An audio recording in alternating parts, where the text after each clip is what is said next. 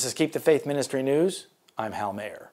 The United States Conference of Catholic Bishops condemned the Trump administration's immigration policies on November 14 and pledged to assist Central American immigrants who are marching toward the U.S. border. On November 9, 2018, President Donald Trump issued a proclamation barring people arriving to the U.S. border from receiving U.S. asylum unless they request it at a U.S. port of entry, a direct contradiction of existing U.S. asylum law.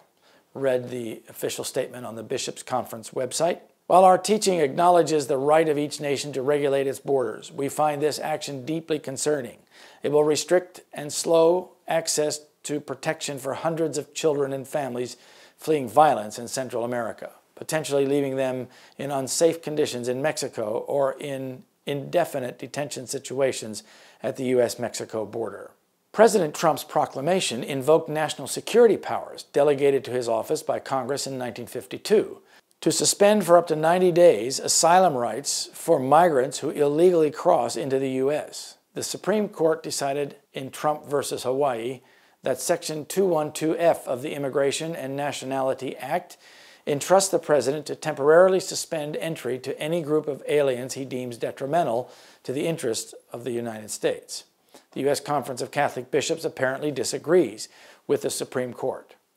We reiterate that it is not a crime to seek asylum, and this right to seek refuge is codified in our laws and in our values. The statement on the Bishops' Conference website continues. We urge the administration to seek other solutions that will strengthen the integrity of the existing immigration system while assuring access to protection for vulnerable children and families. The Catholic Church will continue to serve, accompany, and assist all those who flee persecution, regardless of where they seek such protection and where they're from. Bishop Joe Vasquez, chairman of the U.S. Conference of Catholic Bishops Committee on Migration, and Jean Atkinson, executive director of Catholic Legal Immigration Network, both signed this statement. Atkinson's signature is significant, since the Catholic Legal Immigration Network is part of the Cara Family Detention Pro Bono Project.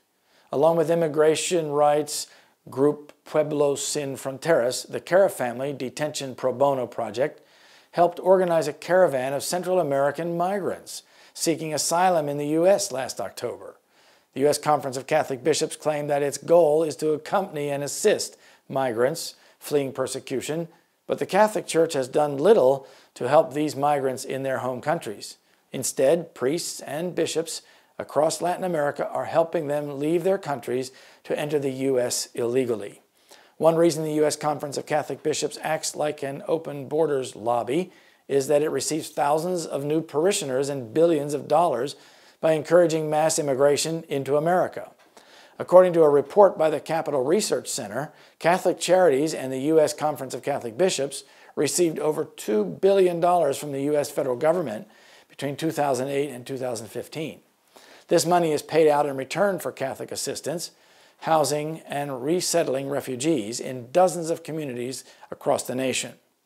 Catholic charities agencies typically resettle 25% of all legal refugees admitted into the U.S. each year, along with an unknown number of illegal immigrants. By calling on the government to increase the number of migrants and refugees allowed into the country, the U.S. Conference of Catholic Bishops protects its annual flow of hundreds of millions of federal dollars. In addition to this monetary benefit, encouraging mass immigration from Catholic-majority countries brings new parishioners into the U.S. Catholic Church.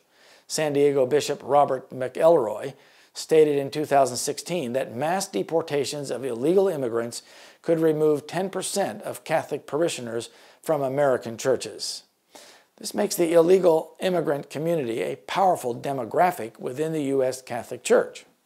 Pew Research data shows that 67 million people identify as Catholics in the United States, roughly 21% of the population. But for every new Catholic convert, 6 Catholics leave the church. About half of these former Catholics give up on religion, while the other half join a Protestant denomination. The reason the percentage of Catholics in America isn't plummeting is because native-born Catholics are being replaced by immigrant, foreign-born Catholics.